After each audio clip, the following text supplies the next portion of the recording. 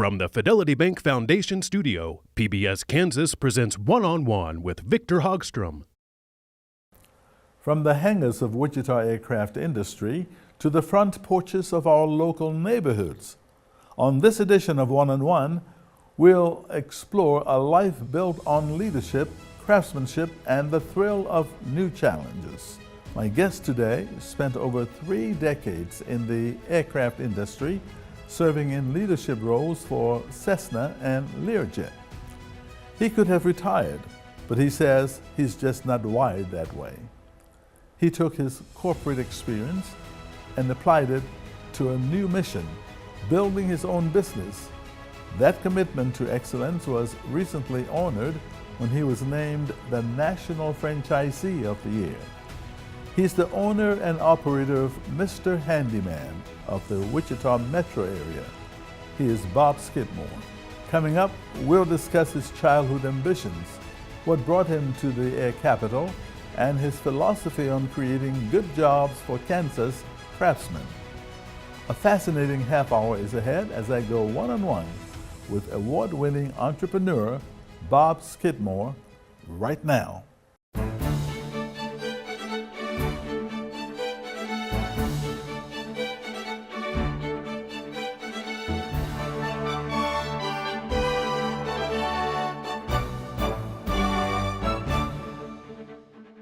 Hello and welcome to One-on-One. I'm Victor Hogstrom, and my guest tonight is a proven leader who has shown that the best way to build something new is to do it yourself or hire him to do it.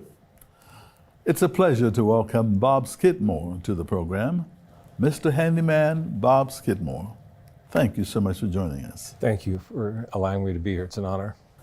Let's begin by asking you to tell us about your childhood and where you grew up. Okay. I grew up on the family farm about an hour east of Kansas City. We had about 400 acres there, hills, trees, bottom ground for corn, soybean, and hay. We had cattle and hogs. And of course, I was there with my 3 brothers, and I was very lucky. We had a great childhood on the farm.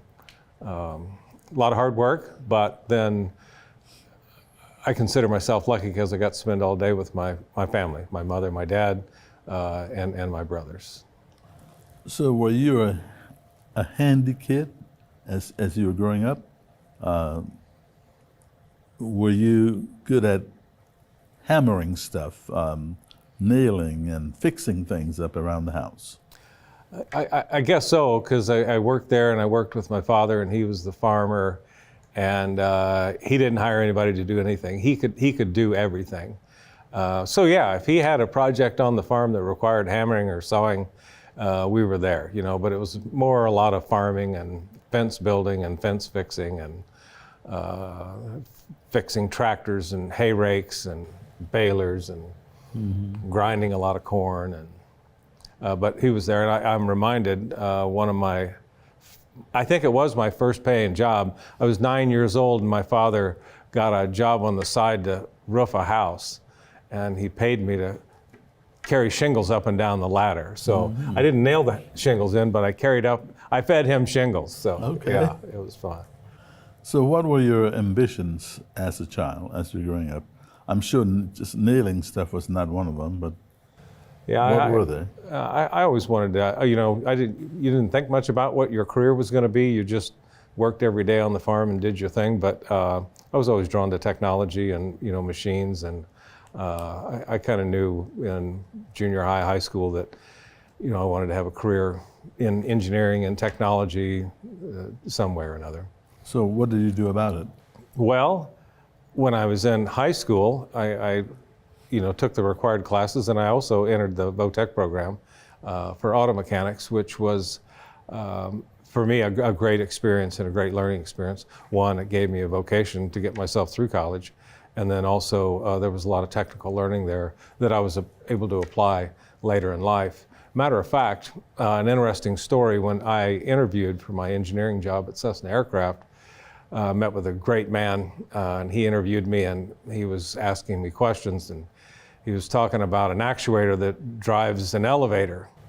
And he said, now Bob, if I want this to only go in one direction and not back drive in the other, what do I do? And I said, well, you put a sprag clutch on the shaft, and the sprag clutch is from an automatic transmission, so it can't drive in reverse. And he closed his book and said, we're done. And he took me to HR and they offered me a job. So Really? my auto mechanic experience, So I think, the got answer me. was the right one he was looking for. It was the right one he was looking for, yes. And he wasn't looking for somebody that had all the answers, but just somebody that could think. As he told me, you don't know anything yet, but I think you've learned how to learn. Right, Yeah, right. he's a great man. Where did you get your engineering training? Well, I went to CMSU, UCM now, and got my technology training and took my math and physics and such as that there. But that's where I got my education, was at University of Central Missouri, there in Warrensburg, in my hometown. And then the first job at Cessna was kind of on-the-job training. So Okay. How did you find out about that job? I think my current wife's had a friend that worked there, and they had a couple of openings, and he told her about the openings. Okay. And then I applied, and I got one of them. Okay. Now, you spent 31 years in the aircraft industry here in Wichita. Yep. What initially attracted you to aviation? I always wanted to fly. Really? Yeah, my dad was a farmer, but he and another farmer had an Aeronica Champ, small airplane.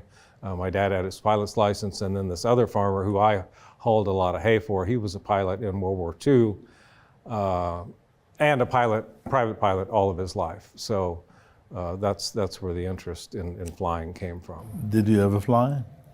I did. In fact, I initially was going to be a professional pilot, and that's why I was going to school. But I graduated from high school in '78, so 81, 80, pretty big recession hit. Mm-hmm. And a lot of the professional pilots were coming to the University of Central Missouri to teach classes because they were getting furloughed from the airlines. So I was spending all this money on flight training, and I thought, well, that might not be a very good investment. So I kind of shifted to more math and science and business courses, and it worked out. So what was the most significant leadership lessons that you learned during your aviation stint, 30-year stint? Work hard, treat everyone, especially those that report to you, with dignity and respect, and encourage more than criticize. And there's a lot of talk about holding people accountable. And I hope, or what I tried to do, was before I held somebody accountable, I tried to hold myself accountable. Did I give them the tools that they needed to succeed? Did I give them the training that they needed to succeed? Did I do everything on my part to make them succeed? So in other words, hold myself accountable first. Right.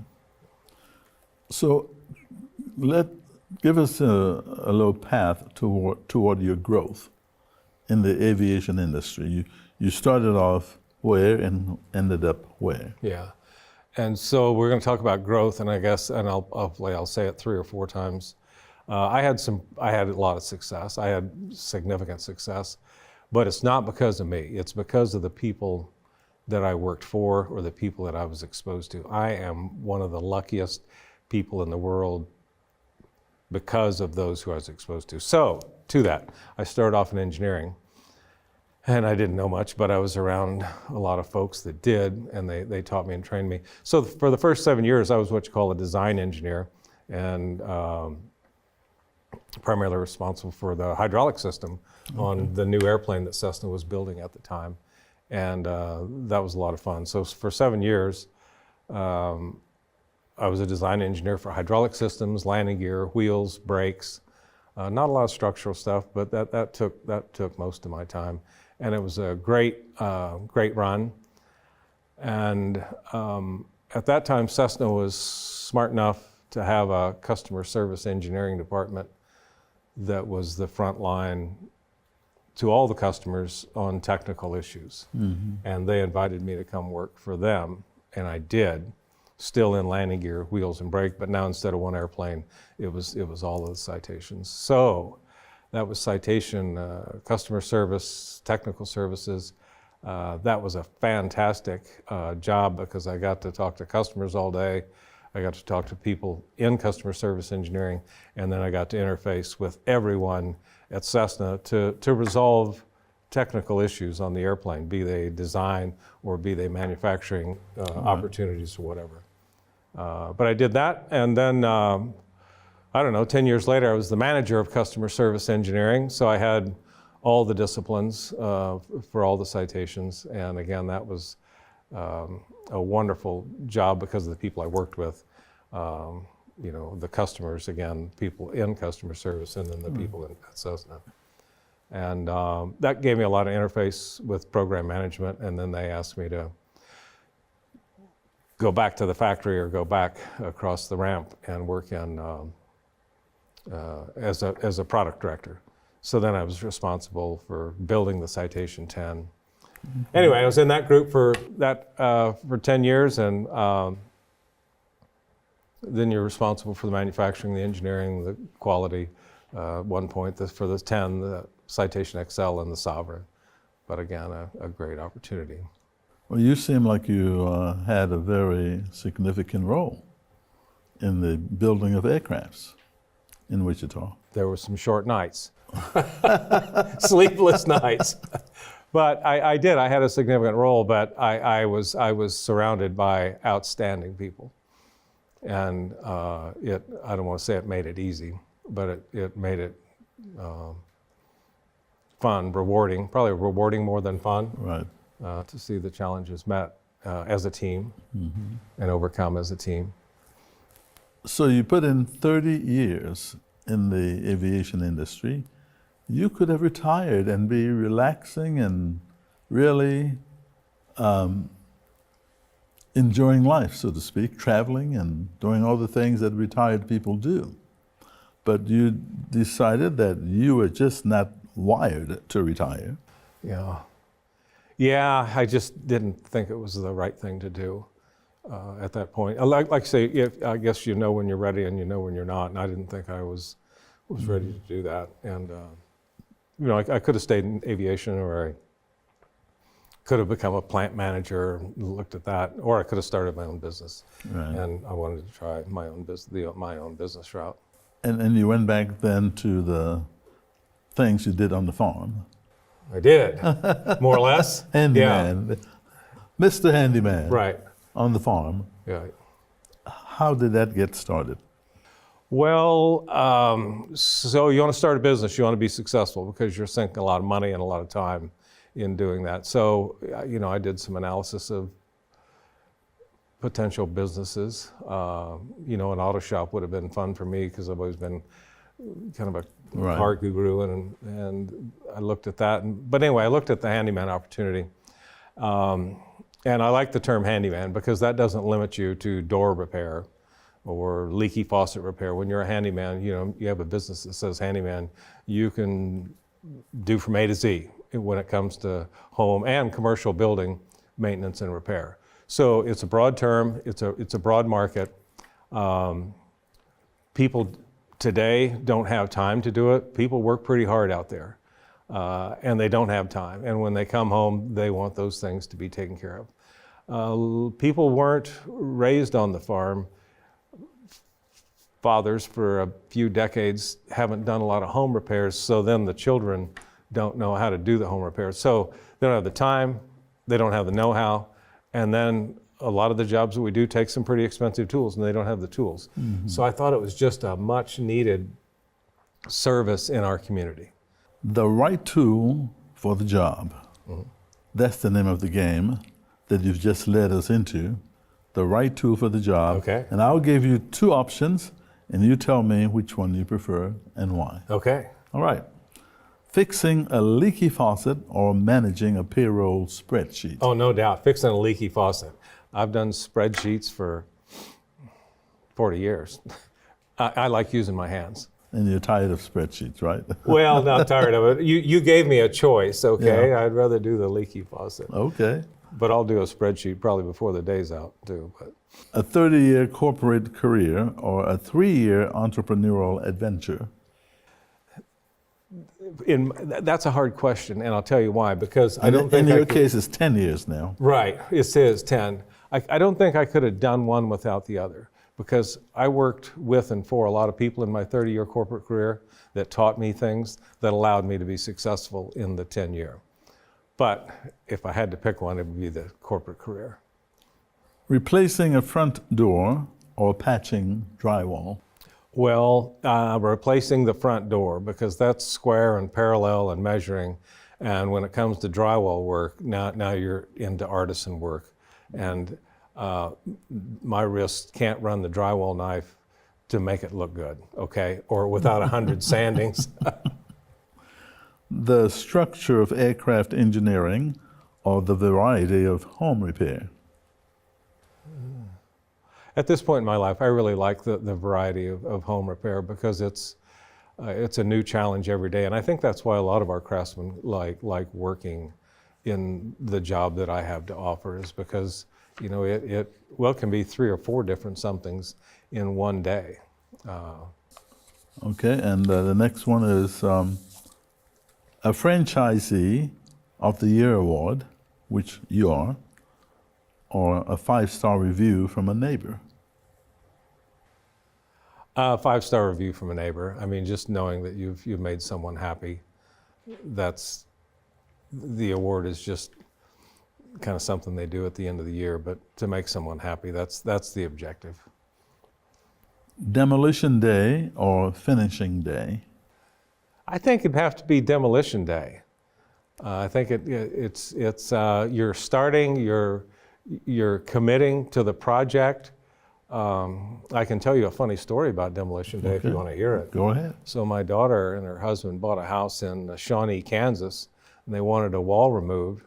And they're great people, but they're not really handymen. So I went up to remove the wall. Make a long story short, we demoed it, and my son-in-law was shocked when I came in with a chainsaw at one point to do some of the demo in his house. And then I got out a pretty big metal grinder to cut some pretty serious metal that was in the floor. He was pretty surprised there too. So demo day can be pretty exciting and challenging, because you never know what you're going to find when you start peeling back the onion or the drywall or whatever in this case. Right. But what about the pride in the end when the job is finished? Oh yeah, I mean it's huge. Okay. To see the finished product. Yeah. Yeah. A power drill or a hammer? Power drill. Yeah. Training a new employee or completing a job yourself? It's always good to train a new employee and see them grow and develop, and it's always good. It's always rewarding, but I will have to say that in my case at this point, I've got 15 guys on staff, and they're training me, when it comes to some of the various disciplines. So, summer maintenance or winter weatherproofing? Summer maintenance. I like being outside in the sunshine and the wind. And the thrill of the challenge or the peace of retirement? Well, today it's still the thrill of the challenge, because I'm sitting here with you and the business is still open. Right. But still, I like the thrill of the challenge still. Okay, let's go back to your engineering career. Why did the pause of the L-85 program at Learjet become the moment you finally decided to start your own business? Well, it's a transition point. So, I could have stayed in the corporate world or started my own business. And I was 55, wanted to continue to work, wanted to continue to make money, and I wanted to have something to do. So then you get into this risk management or risk evaluation. And I could have joined another firm at 55. And how long would that have lasted, Victor? 2 years? 10 years? You don't know. Yeah. New vice president comes in 2 years later, or 4 years later, and now, I could be replaced with someone that they prefer. And now I'm 59. Who's going to hire a 59-year-old? or that was a fear. So I guess I just thought it was a good transition point, great time to do it, and so I did. I know you work in many homes repairing and fixing things up, and you have an observation, I'm sure, but tell us about this observation. What is the most common maintenance issue you see Wichita homeowners neglecting? I think Wichita homeowners really do a pretty good job of identifying things that need to be repaired, but relative to neglect, it would be something that can cause further subsequent damage. So that would be like a leaking window or a leaking door that's allowing water to get somewhere where it's not, or bad siding, and then you get additional damage. So if you let the window leak behind the siding, now you're gonna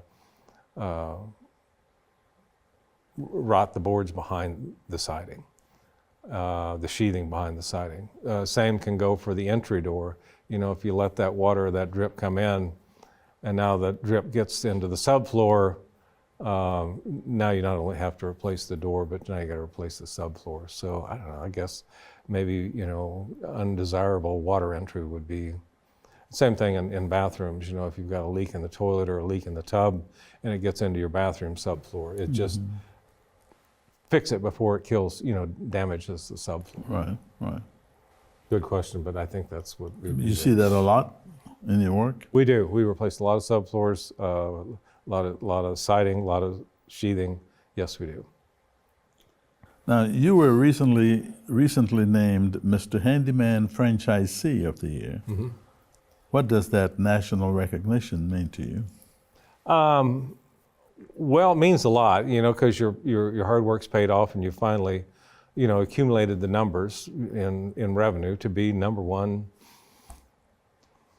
in the system through, and it's not just number one in revenue numbers, but net promoter score and some other things. But I guess to answer your question, what does it mean?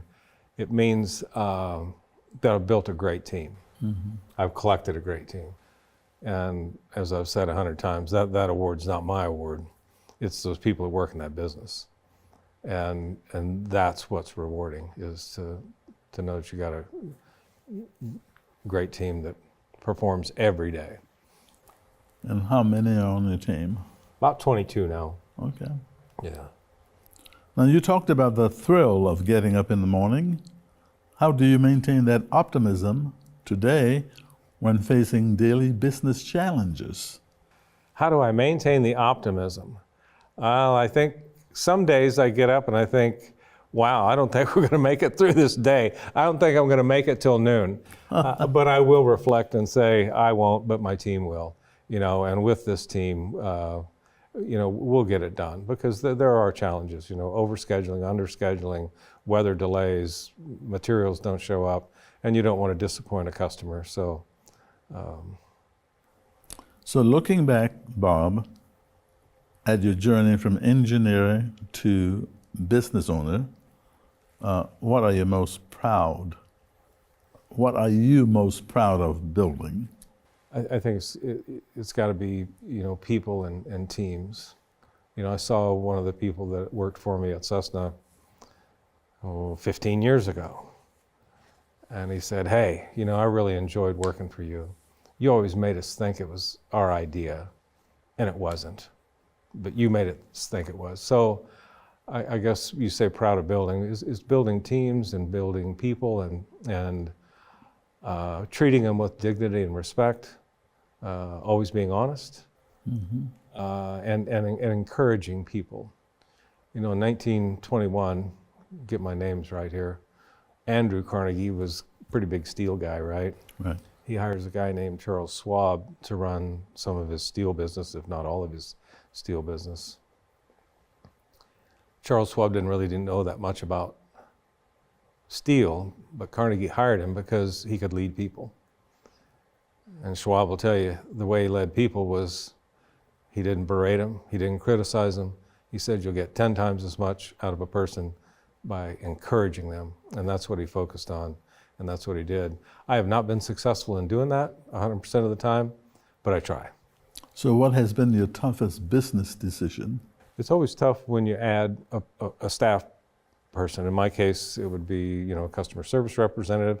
And, they are important to our business too, the people that answer the phone and schedule the technicians, and or hiring another carpenter. Because again, I want to treat people with dignity and respect. And if I hire another carpenter, I want to make sure, I want to be very confident that I have enough work that I can keep him and 40 hours of work a week. In other words, not hire someone and then only be able to, because that's what they've been exposed to and used to. And I don't want to do that. Right. So that's a tough decision. When you say you want to add, you want to make sure. So, Bob, what's been your biggest missed opportunity in your mind? In my business or life in general? In general. Missed opportunity. And I think it turns out it wasn't a missed opportunity, but it kind of was when 1981 or 80, I decided I'm going to get out of this pilot business and go somewhere else. I think that was a missed opportunity. I think I could have been a pretty good pilot. And I was. I had got my license, but that was just the beginning. So, but the other route worked out too. And I think it's, I don't know, a God thing or just a luck thing. We all kind of gravitate towards what we are, what we're born to do. And I think I just kind of accidentally gravitated, towards what I did. What's the word that describes you best? Word that describes me? That depends on who you talk to. So then let me rephrase that. What would your friends say about you? I'm going to give you the answer that we were at dinner last Friday night, and a friend whose next door neighbor was a customer told the story about we worked in her friend's house and we made a mistake. I think a floor got wet. Uh-oh. But her friend told my friend that we took care of it. We did the right thing. So I hope they'll say honest, because we want to end the day being honest, and we want to maintain our integrity in every respect. And finally, your goal yet to be achieved. I had my first granddaughter 5 weeks ago. Oh, so congratulations. My goal is to be a great grandfather. She will watch PBS Kansas Kids as she grows up. Victor, I raised my kids on PBS Kansas. And all right. I know that Meredith and her husband will do the same thing. And this is the family in Kansas City? Yeah. This is the middle daughter in right. Shawnee, right. Well, congratulations. Thank you. On that note, thank you so much for joining us. Thank you for Bob having Skidmore. me. Thank you so It's been much. a pleasure having you. My pleasure. My honor. Thank you. And thank you for taking the time to watch. Our email address is oneonone@kpts.org. That's if you have a question or comment. I'm Victor Hogstrom. Be well, and I'll see you again soon.